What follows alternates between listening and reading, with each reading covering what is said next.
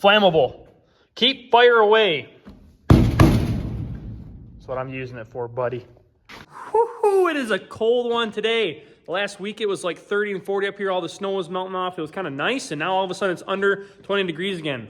It sucks because my hand's already cold. I've only been out here for like 10 minutes, but we got to get some stuff done. It's the beginning of February. It's March 1st today.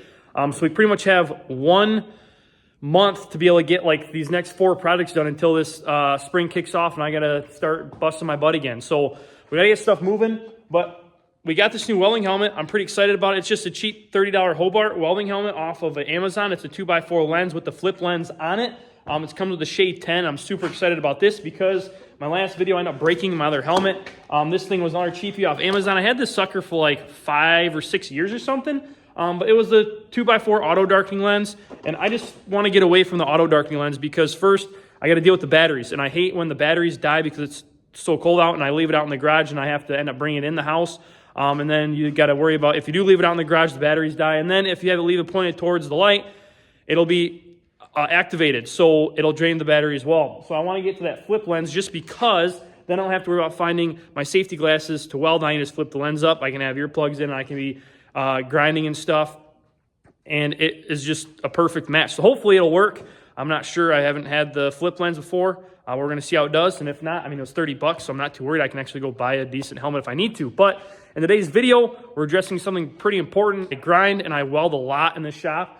And I have a lot of gas sitting everywhere. Now, behind me here, I've got, or actually in front of me, I've got this humongous cabinet that I got from the scrapyard a while ago. And it's for that reason. It has a couple vents, which, I mean, you kind of trying to stay away from venting, but I need that to vent anyway. But it has a couple vents, but it's this entire big cabinet that actually can house gas tanks and gas jugs and all this stuff that I need to secure it. So if sparks do get close to the gas or the fumes or whatever, at least it's lighting on fire in that cabinet and not lighting my stuff on fire out here that I enjoy having. So we're going to get to that today. We just got to make a frame and we have to weld it to the bottom of this cabinet, and then I've got some wheels to go on it as well. So let's get right into it. We got this fixture table working on our side today, and hopefully we can make a square, which I'm super excited about because I'm always having issues making squares. But now since we got this fixture table, it works out great. And then we can get this sucker mounted and get it rolling around and get all of our gas secured. Alrighty, so this is what we already have set up. I was working on this before, but this is as far as I've gotten since I found out my welding helmet was broken. It was burning my eyes, so I just called it quits. But I already have 4 of these cut. I've got 2 cut at 32 inches and then 2 cut at 34, I think, if I remember right. These are my other 2 down here. We're literally running them off of the actual clamps to make it square and everything. If you want to see it, check it out really quick. I can show you. This sucker is the closest square I'm going to ever get with this custom fixture table that I made. You guys don't think that is square at all. That sucker is slick. If you guys haven't seen my last video on this fixture table that we built, I do plan on adding 2 more to it once the time comes. But this is the most inexpensive way to get the biggest 4x8 fixture table that you can get without dropping the dime with 10 grand on a huge fixture table. Well, you're gonna have to make a frame, but this right here is perfect if you just combine 2 of them, or even just have 1. You just go and buy one and just use it from the store. It's perfect. But anyway, it makes squares. That's all I care about. That's all I need to do. But let's get to work on this so we can get our gas stored in a safe spot. Man, this sucker's heavy.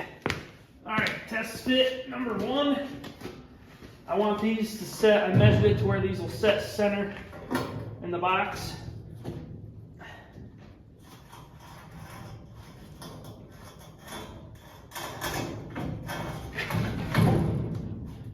And it looks pretty good, to be honest.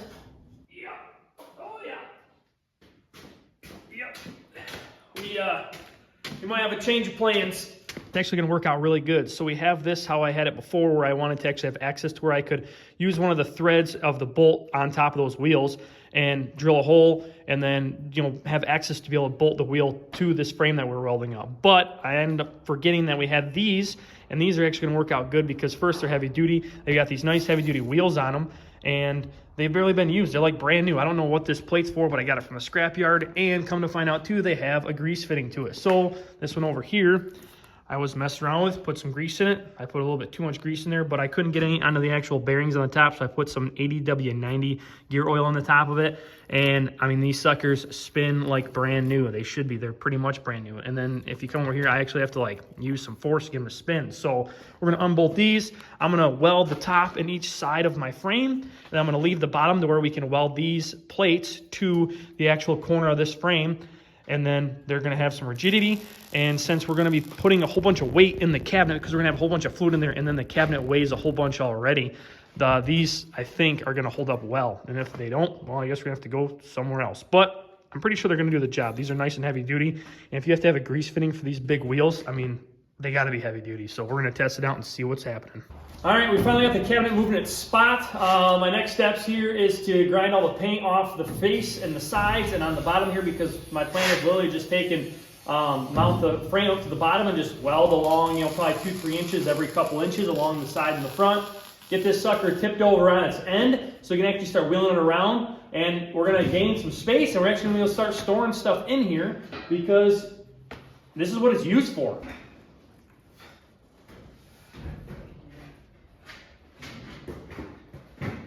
Okay, we're gonna send her 1, 2,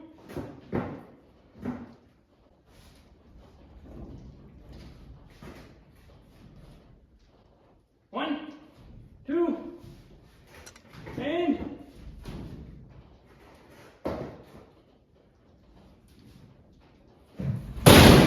got it.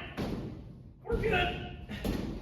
All right, so our next step here is get this 55-gallon barrel into the cabinet. This is pretty much why I built this cabinet, was just because I needed somewhere to store this. I didn't like it sitting out. I also have some wreck fuel that I have sitting out, and I also have some 2-stroke mix as well. And I'm gonna put all that in here until I can later on get a bigger fuel storage, or like a fuel tank outside or whatever. But for now, this is what I'm gonna be using. This has worked good. I just have like a 6-foot hose, siphon hose. I just siphon everything into my tanks or into like a 5-gallon gas jug, and then I just put into our cars or whatever we really need. So I kind of use it for a little bit of everything. So it's kind of perfect, but the cabinet's going to make it work even better because now it's going to be protected from the actual sparks and all the fire that we're spitting out at gasoline. That's pretty much not a good thing. All right, here's just a 15-gallon jug. Oh, she's not gonna fit.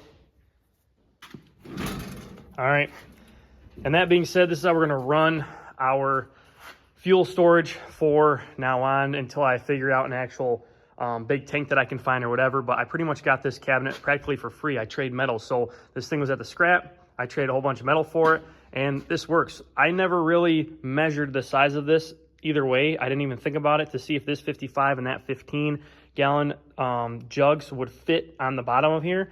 I mean, that's just me. I just kind of go with the flow, and I just, try to make stuff work as best I can. But either way, I can still store stuff up here. I can still store stuff down here. And this is only a 15-gallon jug, so I can just pull it down. I'm only going to have maybe, 8 to 10 gallons in it anyway, just because it's up here a little ways. So I can just pull it down and, get whatever fuel I need out of it and then put it back up there. So it's not that big of a deal. This sucker is definitely going to stay where it's at. But yeah, this is going to be the perfect, the cheap, just easy fuel storage for all my gas to keep it away from the sparks. It's the biggest problem I have. The frame came out awesome. It all just rolls around perfectly, and it works for what I need for now. I'm just a small shop right now. I'm just trying to, have some stuff going to where it actually works with what I do. And this is perfect to keeping away fire, keeping away sparks, and just, housing the gas to where it's not, exposed to anything dangerous where I'm going to, light my shop on fire. So other than that, guys, if you liked what you saw, go subscribe for me, check it out, check out other videos I got. If you guys been following along, I've got a whole bunch of different stuff coming. I got some pretty big stuff that I've been working on. It's tough to get going just because of how much stuff I have, and I'm only one person. So drop a like if you guys got any comments. Don't be afraid to comment, because I'll be happy to answer anything you guys got. And other than that, stay tuned. We've got some cool stuff coming for you guys. See you later.